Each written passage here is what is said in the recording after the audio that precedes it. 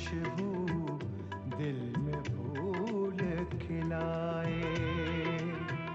चाहे कोई प्यार लुटाए, चाहे प्यार छुपाए, आशीर्वाद की छाया पल पल जीवन को महकाए, जीवन को महकाए,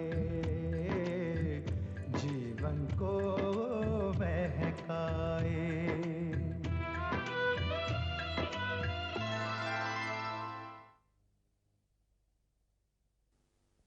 मुझे रोमा से शादी नहीं करनी। मैं शादी करूंगा तो सिर्फ तुमसे अमिता। सुभाष अपने बाबूजी से नहीं पूछेगा, क्योंकि वो डरता है कि वो इनकार कर देंगे। तुम्हारी शादी उसके साथ हरगिज़ नहीं होगी। अगर चौधरी भी यहाँ आएगा ना और तुम्हारे रिश्ते की भीख मांगेगा तब भी नहीं। मैं गीता की कसम खाकर कह सकती हूँ, मैं उनकी पत्नी हूँ। ये मेरे पति हैं। अगर ये मेरे साथ नहीं आए तो मैं कहीं नहीं जाऊंगी। कि अगर मैं अमिता से शादी करता हूँ तो ये घर बर्बाद होता है। हाँ, आप इसे यहाँ वापस क्यों ले आए? तो क्या करता मैं पूरी चीज में छोड़ा था क्या? अगर मुझे विशाखा का पति नहीं है तो इतनी हमदर्दी क्यों से उसके साथ? और आज तुम ही मुझसे कह रहे हो कि घर छोड़कर मैं तुम्हारे साथ चली जाऊं? नहीं सुभाष, मैं ऐसा नहीं कर सकती।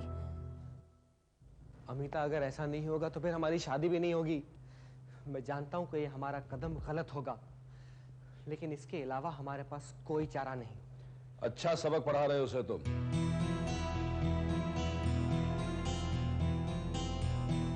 मैंने तुमसे कहा था ना इसके साथ कोई संबंध नहीं रखना। क्यों आने दिया तुमने इसे? क्यों आए थे? जो गलती मुझसे हुई थी उसके लिए माफ कर दीजिए मुझे। उसकी बहुत सजा मिल चुकी है मुझे, और सजा मत दीजिए। सजा तो तुमने हमको दी है। अमिता नवीन की गोलियां तुम्हारी वजह से खाई। तो शुक्र है भगवान की कि वो बच गई, वरना मेरी बच्ची हमेशा के लिए मुझसे छूट जाती। ये बात में भूला नहीं और ना ही भूलूंगा। अब जाओ यहां से। देशमुख अंकल, अपना बेटा समझकर माफ कर दीजिए मुझे। आपने हमेशा हमारा साथ दिया है, इस बार मत ठुकराइए प्लीज। मेरी बात तुम्हारी समझ में नहीं आ रही क्या? चलो मेरे साथ। चौधरी को भी मालूम होना चाहिए कि तुम्हारे इरादे क्या है। चलो। डैड, डैड, डैड प्लीज रुक जाइए। डैड,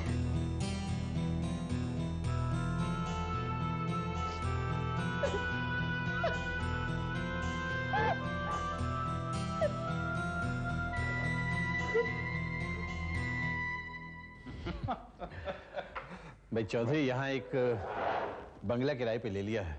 अच्छा। हाँ, शादी होने तक अब हम लोग वहीं रहेंगे। अरे भाई यहाँ भी रह सकते थे, इतना बड़ा मकान है, हमें कोई दिक्कत नहीं होती। ये कहने की बात नहीं है, मेरा घर है ये। लेकिन क्या है, अब मकान तो यहाँ खरीदना ही है हमको। मैंने तय कर लिया है कि अब ज्यादातर यहीं रहा करूंगा। अरे पहले जैसे हम लोग कभी कभी हिंदुस्तान आया करते थे, अब यहाँ से कभी कभी मॉरिशस जाया करेंगे। अरे वाह, बहुत बढ़िया, बहुत बढ़िया। तुम तो हमेशा से यही चाहते रहे ना। चाहता तो हमेशा से था बस, लेकिन सोचता ही रहा। अब यह है कि जहां मेरी बेटी रहेगी वहीं मैं रहूंगा। बेटियां बाप की सबसे बड़ी कमजोरी होती हैं। इनकी फरमाइश टालना बहुत मुश्किल होता है। सच में। अच्छा, तो ये रुमा की इच्छा है कि आप लोग यहाँ आकर रहें? देखिए, इच्छा तो मेरी भी है। अब नाम रुमा का है तो क्या हुआ। लेकिन भाभी क्यों नहीं आई आपके साथ? वो कुछ काम से रुक गई हैं, शादी में आएंगे। बाबूजी, कहाँ चला गया था तू? हम सब तेरा इंतजार कर रहे हैं। बाबूजी मैं... नमस्ते अंकल। नमस्ते बेटा, हाउ आर यू? ठीक हो uncle? Hi Ruma. Hi Subhash. बाबूजी, देशमुख अंकल आपसे मिलने आए हैं।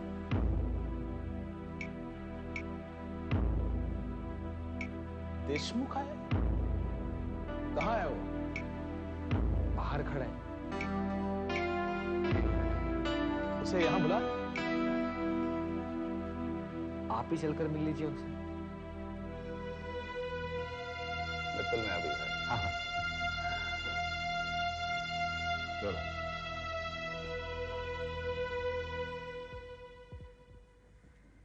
क्या हुआ चाची जी?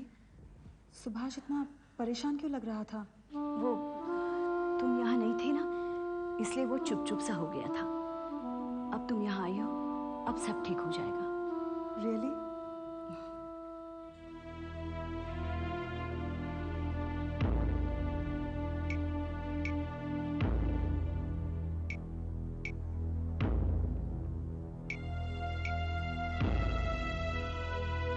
बाहर क्यों खड़ा है देशमुख? अंदर चलना। नहीं, ये फॉर्मेलिटी रहने दे। मैं जो कहने आया हूँ कहकर यही सच बात है। क्या कहने आया? अपने बेटे को संभाल, समझाए से।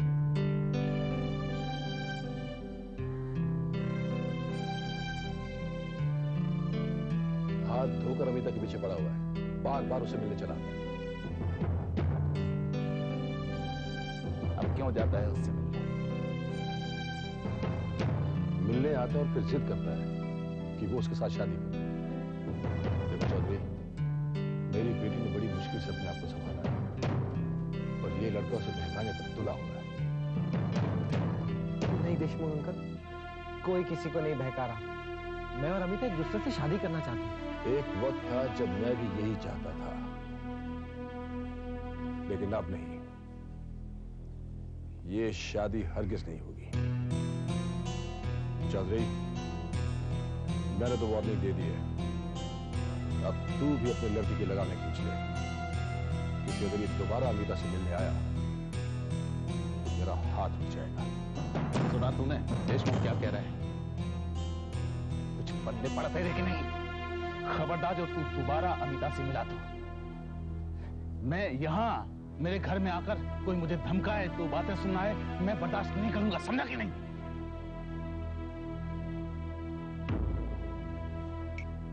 तू फिक्र ना कर देशमुख, आज के बाद ये लड़का अमिता से कभी नहीं मिलेगा, तेरे घर की दहलीज पर कदम भी नहीं रखेगा। मैं आश्वासन देता हूं। ठीक है।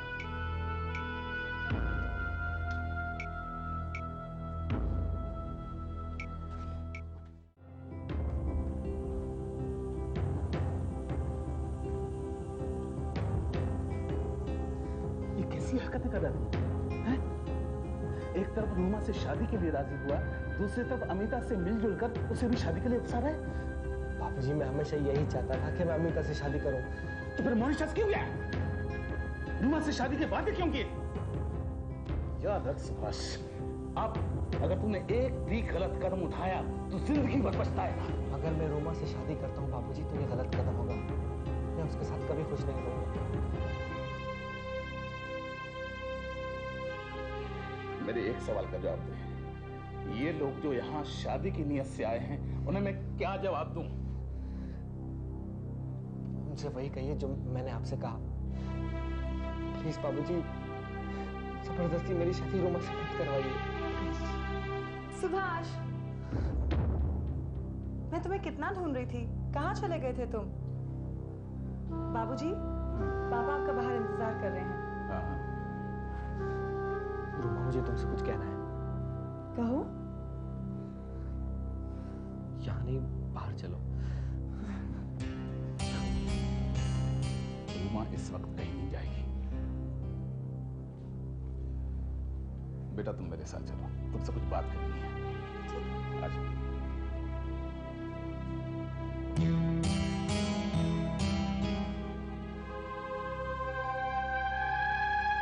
आ जाओ बेटा।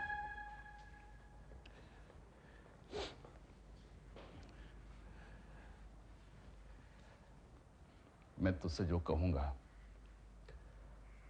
वो बात हम दोनों के बीच ही रहेगी। जी बाबूजी, कहिए। तू सुभाष को से चाहती है,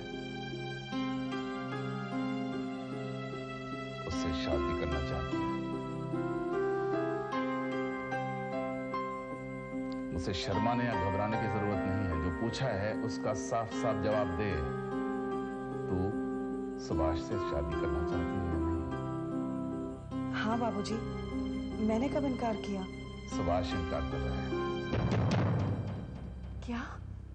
सुभाष? हाँ, यहाँ लौटने के बाद अब उसे अमिता नजर आने लगी है।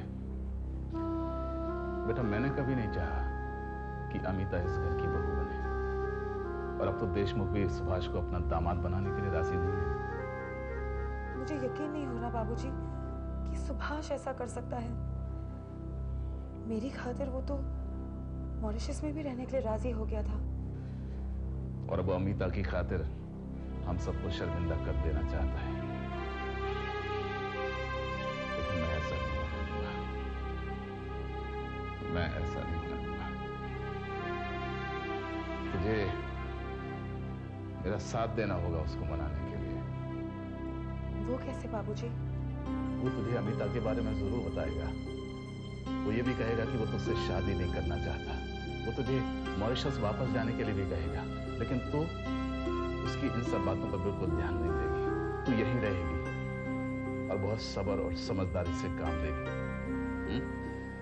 उसे मनाने का सिर्फ यही एक रास्ता है। जी बाबूजी। बेटा, मैं चाहता हूं कि तू इस घर की बहू बने, इसलिए मुझे तुझसे ये सब कहना पड़ा। मुझे आशीर्वाद दीजिए बाबूजी कि मैं आपकी बहू बनकर इस घर की सेवा कर सकूं।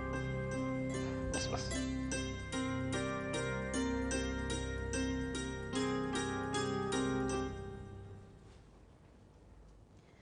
रोटी।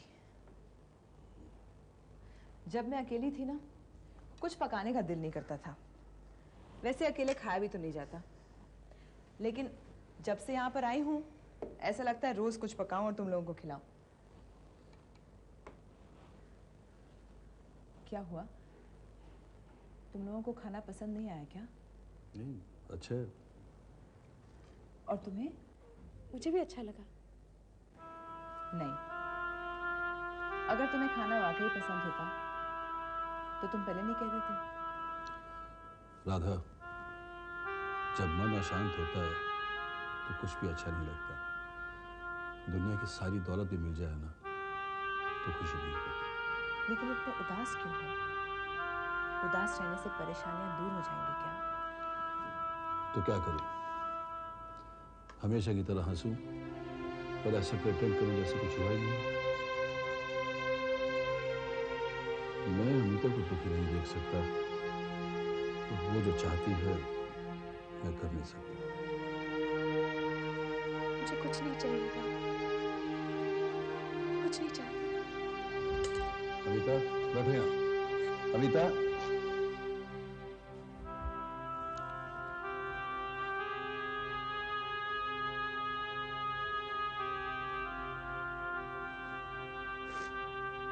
देखो, तुम मेरी लाडली बेटी हो। तुम्हें खुश देखने के लिए मैं दुनिया की सारी खुशियां लाकर तुम्हारे कदम में रख सकता हूं, पर मेरी एक रिक्वेस्ट है तुमसे। सुभाष को मिलना छोड़ दो, भूल जाओ उसे। मैं जानता हूं ये तुम्हारे लिए आसान नहीं है,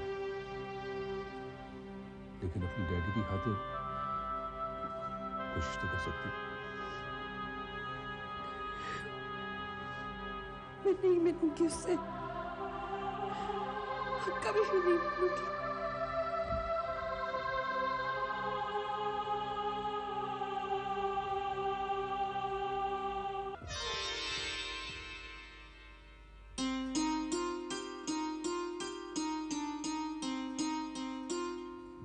ओफो, हर वक्त अपने ही कमरे में क्यों बैठी रहती हो?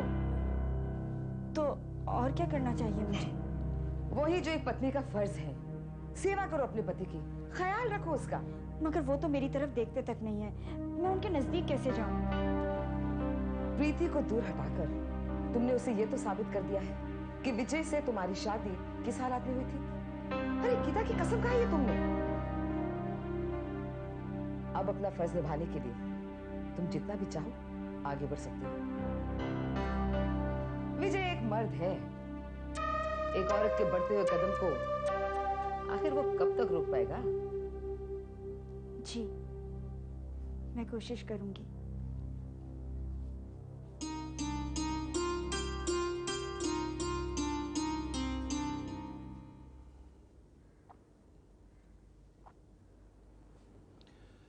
Thank you.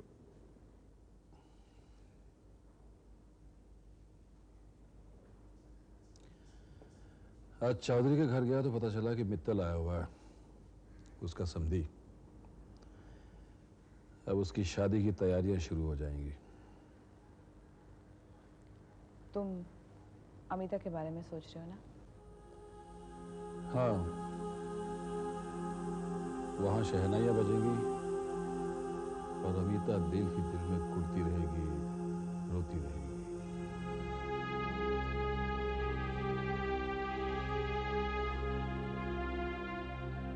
हम कुछ दिनों के लिए अमिता को बाहर लेकर चले। अमिता कहीं भी जाएगी तो सुभाष की यादें उसका पीछा नहीं छोड़ेगी, इसलिए मैं कुछ और सोच रहा हूँ। क्या? क्यों ना हम अमिता का रिश्ता तय कर दें?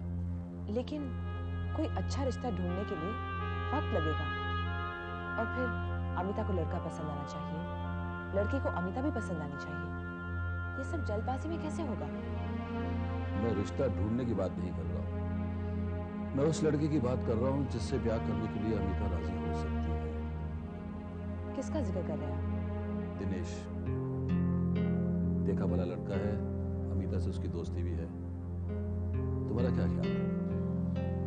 ख्याल तो नेक है। सच, अमिता का ब्याह दिनेश से हो सकता है। तो फिर तुम एक काम करो, तुम अमिता से बात करो, अगर वो राजी हो जाती है तो बात आगे बढ़ा दो। जरूर, मैं अमिता से बात जरूर करूंगी।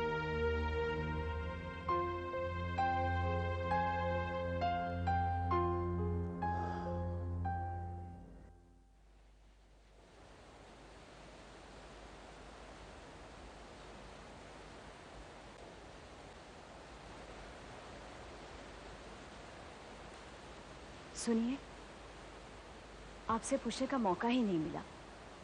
देशमुख भाई साहब क्या कहने आए थे आपसे? सुभाष की शिकायत करने आया था वो। सुभाष अमिता के पीछे पड़ गया है, जिद कर रहा है कि वो उससे शादी कर ले। हाँ, कसूर क्या सिर्फ मेरे ही बेटे का है? वो भी तो बार बार फोन करती रहती है, मिलने आती रहती है उससे। अरे तो अपने लड़के को भी तो अकल होनी चाहिए ना। जब उसकी रूमा से शादी होने वाली है तो फिर क्यों मिलता है वो अमिता से? खैर, अब चिंता की कोई बात नहीं है, मैंने रूमा को भी समझा दिया है और सुभाष को भी। बस एक बार इन दोनों की शादी हो जाए तब चैन पड़ेगा मन में। चैन तो मुझे तब भी आएगा जब प्रीति को उस मुसीबत से छुटकारा मिलेगा। हर वक्त उसी की चिंता खाई जाती है मुझे।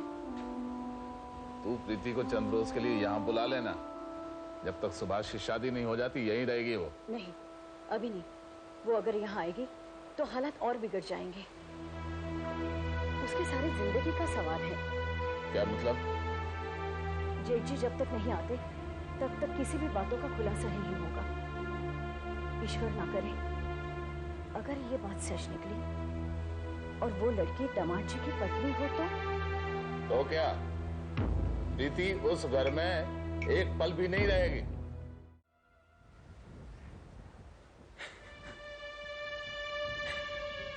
रात रात भर मुझे नींद नहीं आती बाबूजी। हमेशा यही सोच रही हूँ कि पता नहीं अगला दिन मेरे लिए कितना मनहूस साबित होगा। ऐसा नहीं कहते बेटा। तो फिर मैं क्या कहूँ बाबूजी? मैं क्या करूँ, आप ही बताइए। रो कर हिम्मत से इस बुरे वक्त का सामना कर। सुख और शांति की जिंदगी तो हर कोई गुजार लेता है, लेकिन कठिन समय ही इंसान की सच्ची कसौटी है। मुझसे अब नहीं सहा जाता बाबूजी। मैं इस कसौटी का सामना नहीं कर सकती। तो फिक्र मत कर। तेरे ताऊजी जयपुर गए हैं इस मामले की छानबीन करने के लिए। उनके वापस लौटते ही सारी बातें साफ हो जाएंगी।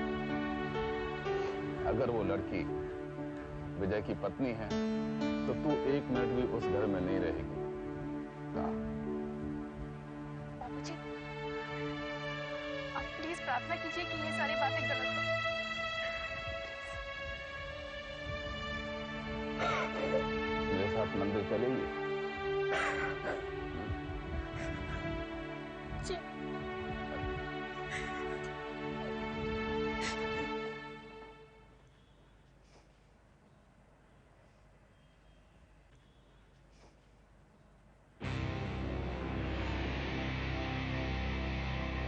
क्या चाहिए तुम्हें? कुछ नहीं। तो फिर यहाँ क्यों आई हो? यही सवाल मैं अपने आप से भी कई बार पूछ चुकी हूँ कि मैं यहाँ क्यों आई हूँ, मगर जवाब नहीं मिलता। क्या क्या आप मुझे इस बात का जवाब दे सकते हैं? क्या हुआ? चुप क्यों हो गए? इतने सालों में कभी आपको मेरी याद नहीं आई? कभी ये ख्याल नहीं आया कि विशाखा जिंदा भी है या नहीं? देखो, तुम्हारी इन बातों का मुझ पर कोई असर नहीं होने वाला। तो किसका असर होगा आप पर? आप कहिए, क्या करूं जो आप मुझे स्वीकार कर लें? ये क्या हो रहा है? ये क्यों आई है मेरे कमरे में?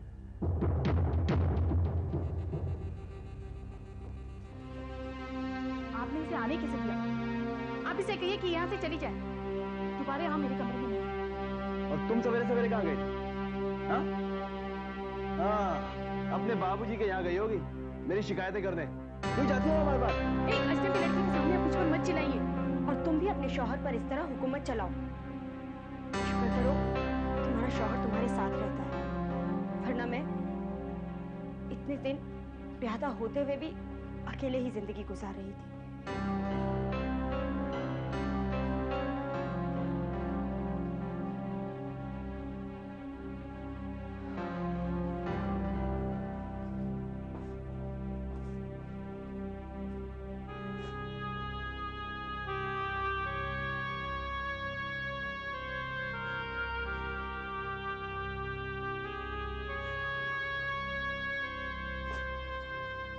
तुम्हारे डैडी तुम्हारे बारे में हर वक्त सोचते रहते हैं। उन्हें हर वक्त तुम्हारी फिक्र लगी रहती है। इस वक्त उन्हें यह फिक्र है कि सुभाष की शादी हो जाएगी और तुम। कुछ नहीं होगा मुझे, मेरी आंखों में कभी आंसू नहीं आएंगे। उनसे जाकर कह दीजिए कि मेरी फिक्र करना छोड़ दें। कैसे छोड़ दें तुम्हारी फिक्र करना? तुम्हारे डैडी हैं वो। वैसे उन्होंने मुझे एक सुझाव दिया है, मुझे भी बहुत अच्छा लगा।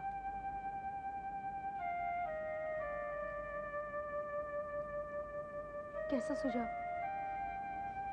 अमिता, अगर तुम्हें दिनेश पसंद है, हम तुम्हारा रिश्ता उसके साथ तय कर दें। दिनेश के साथ?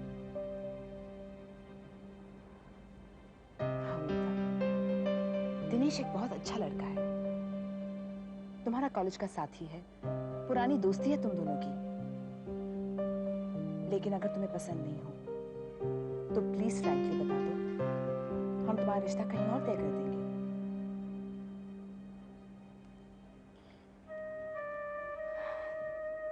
सच पूछे तो अब कोई फर्क नहीं पड़ता है, दिनेश हो या कोई और। जिसके साथ डैड चाहेंगे मैं उसी के साथ शादी करूंगी। मैं सिर्फ डैड की आंखों में आंसू नहीं देखना चाहती।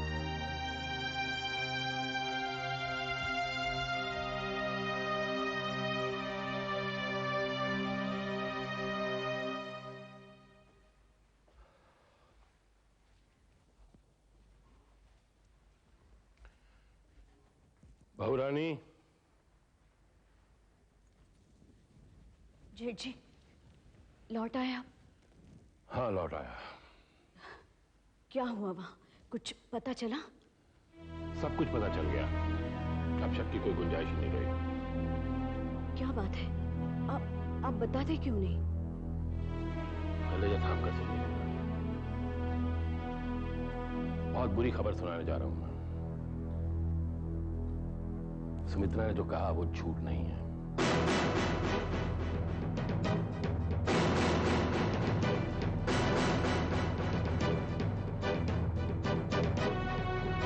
विजय की विशाखा से शादी हो चुकी है।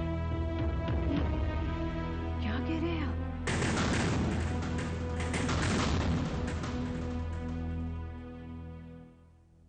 झरनों पर किसकी बंदिश है, पवन पे किसका पहरा है।